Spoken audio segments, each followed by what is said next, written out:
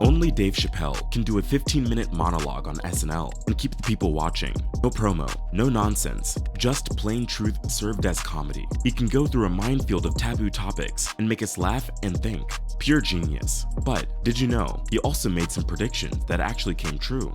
The thing about Dave is he understands how the world works and somehow still manages to remain down to earth. I can't even believe it's been 20 years since Chappelle's show first aired. With its memorable characters and funny skits, it became one of the most quotable shows of all time.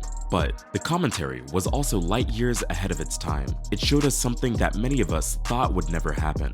I wanted to take a look at the predictions Chappelle gave that came true. These are things he talked about on Chappelle's show and other commentaries. Keep watching to find out more. First off, we have love contracts. Before we go any further, Which is why this night calls for the love contract. In this hilarious skit back in February 2004, Chappelle is trying to win over Rashida Jones. But just before things get steamy, he pulls out a love contract. This is a written agreement that proves both partners are willing to get intimate. He also lists a couple of other consensual rules before they get down to business. Now, this might have seemed ridiculous at the time. It turns out that today, love contracts are actually a thing in Hollywood. In 2012, when Jessica Biel and Justin Timberlake got married, they apparently started a new trend. It was called love contracts and were added as lifestyle clauses in their prenups. These love contracts are no joke. They can be used to add special clauses that help deal with stuff like cheating, substance abuse, weight gain, or spending money. For example, Justin supposedly agreed to pay Jessica a whopping $500,000 if he ever cheats on her. Now, you might wonder if that's enough to keep a star like Justin from hooking up with other women. At the time of the agreement, he was worth $250 million. So, $500,000 doesn't seem like a lot in comparison, right? Jessica also has a huge net worth, which means that $500,000 isn't going to expand her budget too much. Other celebrities are on board with the whole love contract idea. Sources from Vice say that Miley Cyrus got this whole contract thing going on. It's not just for marriage, but even before any guy can talk to her. From what the sources reveal, Miley makes these guys go through an interview with her assistant first. They also have to sign a non-disclosure agreement. Oh, and no phones or cameras are allowed during the meetup. But this love contract mess is not the only thing Dave Chappelle predicted. Wu-Tang Clan and their unique marketing techniques. Wu-Tang Financial will work with you to devise the best plan for you and your fam. In this funny skit, the RZA and GZA and the Wu-Tang Clan delivered one of the coolest advertisements ever seen for stocks and bonds. In a world ruled by cash, they made sure you didn't miss out on Wu-Tang Financial to strengthen your portfolio. In 2014, the Wu-Tang Clan made a big announcement about their secret double album called Once Upon a Time in Shaolin, which they've been working on for several years. But here's the twist. They will only produce a single physical copy, and it won't be available to the average consumer. Instead, they plan to take the album on a tour to galleries, museums, and other listening spaces. The only way to experience the album would be in one go. The goal was simple. The clan argued that music was losing its value and meaning. To counter this, they came up with a radical idea that would restore the profound sense of engagement and appreciation for music. This decision meant that the album would forever remain an exclusive and extraordinary work of creativity, skill, and artistry. Here's another phenomenon that Chappelle predicted. Anyone that hits the like button and subscribes to the channel will have good luck for the rest of the year. So if you want good luck, make sure you do that right now. Big Dave predicted it, so it must come true. Coming up, we have Me Too movement. Chappelle sparked controversy with his fourth Netflix special, The Bird Revelation, released in December 2017. In the special, he made jokes about Louis C.K. and the sexual misconduct allegations. Chappelle acknowledged that what those men did was wrong, but he also expressed his reservations about the approach of the #MeToo movement. He argued that while fear might initially make the bad guys cautious, it wouldn't lead to lasting peace. I don't think you're wrong. I just think that you can't make a lasting peace this way. You got all the bad guys scared, and that's good. But the minute they're not scared anymore, it will get worse than it was before. Chappelle also predicted that it would be challenging for women to make progress in the aftermath of the movement. Unfortunately, his predictions seemed to come true. Since The Bird Revelation came out, a number of states passed strict abortion laws. In many of these states, abortion is prohibited once a heartbeat is detected, often as early as 6 weeks into pregnancy. This is a time when many women don't even know they are pregnant. Next on our list, Chappelle predicted Ja Rule.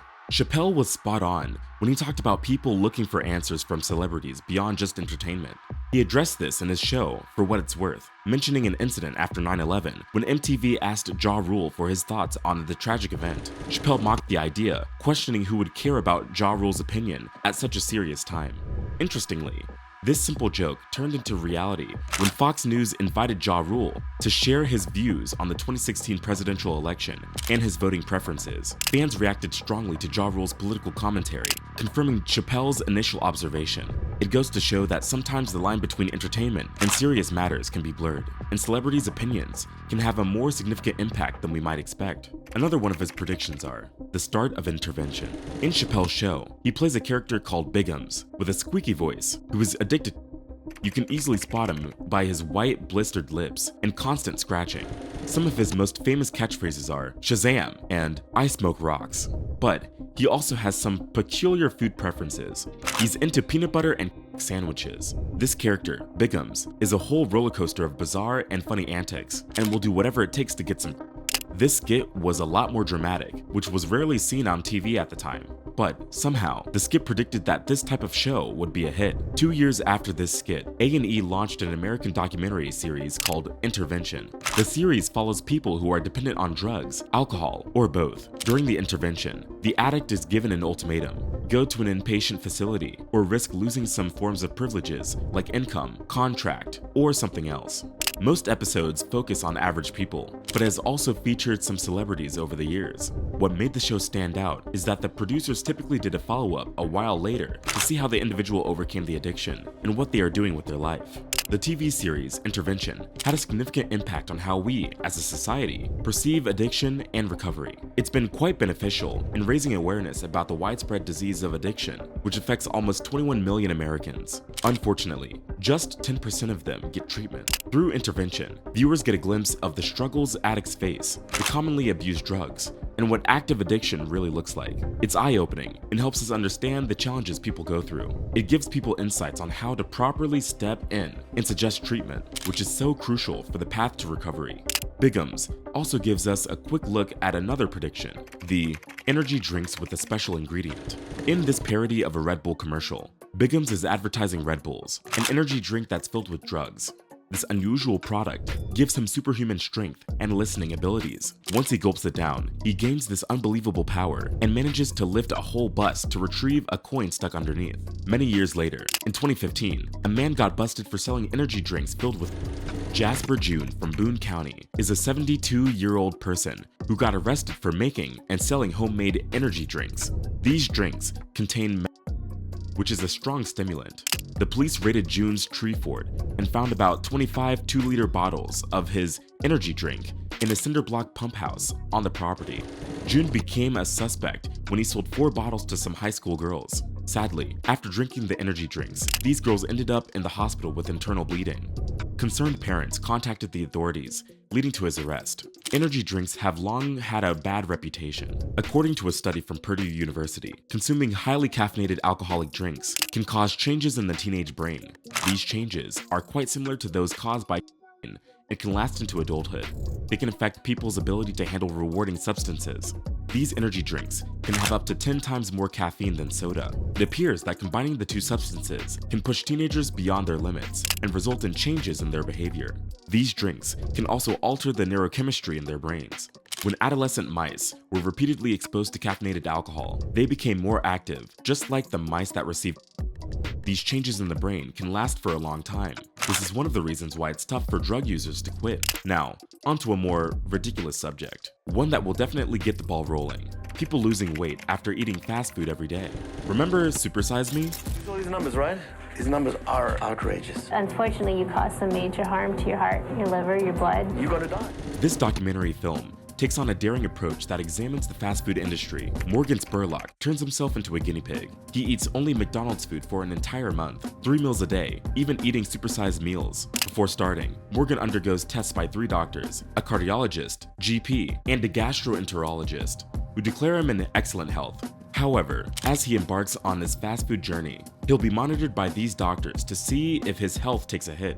With no exercise and limited steps each day, he replicates the lifestyle of fast food eaters to see the potential effects on his well-being. Throughout the experiment, he consults with health experts and other people who all predict how this month-long McDonald's diet will impact him, and it ends badly. As the days pass, Morgan's experience takes unexpected turns, challenging the predictions made by the experts. Well, Chappelle made a parody of Super Size Me and called it Maximize Me. Here, Chappelle puts on an outrageous fat suit and consults with his doctor about the diet he is having. The doctor lets him know that it is not a good idea to embark on a fast food journey because he could die. But Chappelle says that he lives in the hood and he can die any day. So he gives this permission for cakes, pies, and cookies to kill him.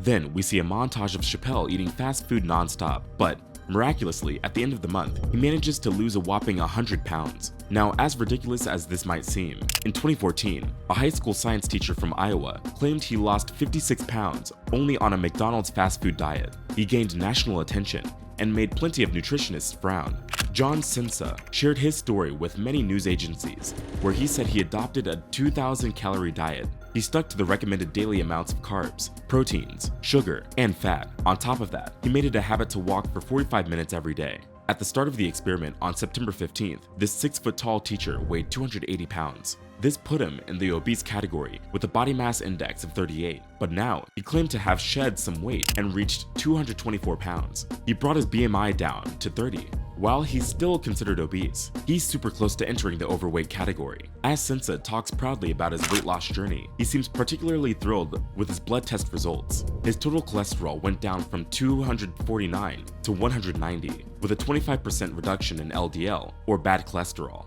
Even though some experts worry his salt intake was super high, Sensa reports that his sodium levels and blood pressure remain normal. A while back, I also came across something else that caught my attention: the bathroom protest. In Profiles in Courage, Chappelle takes part in a historical incident from 1954. It all starts with a terrible roast beef sandwich that leads to a significant moment for Black people. The sketch goes all out with toilet humor. He gets arrested for using a whites-only bathroom, and the police get involved. In court, he's accused of using a white restroom while dealing with an uncomfortable mud butt situation. As crazy as it sounds, civil rights activists did arrange a toilet protest that made headlines. In 2012, protesters in Australia staged a toilet protest because they were unsatisfied with public restrooms. Demonstrators, including a radio host and a former immigration official, pulled down their pants and demanded that the local council construct restroom facilities at the beachside. They were reading newspapers while their bodies shivered in the cold. Also, that beachgoers didn't need to travel to nearby cafes to go to the toilet. I mean, they fight for the right to poop. It just looked way too similar to Chappelle's skit. As we can see, Chappelle is great at telling funny stories. He knows exactly what he's doing, and he does it so well. His unique approach to comedy has shown us something that many of us fail to see. Many of the thought-provoking things he talks about shed light on countless societal issues. Chappelle's ability to use comedy as a vehicle for social commentary has sparked debates. He knows how to resonate with audiences, but his genius mind goes beyond that. Sometimes, his words and skits can be used as a catalyst for change, a mirror that reflects society's truths. While some of his predictions are funny, others talk about more pressing matters. So, it is important to see the value in each one and see what we can learn from it. Is there something else you would like to add? What else did Dave Chappelle predict? Share your thoughts in the comments below. The video on the screen shares some hidden warnings in the movie Get Out. I'm sure it'll open your eyes to what's really going on in the world. Click on it now to watch. We'll see you over there.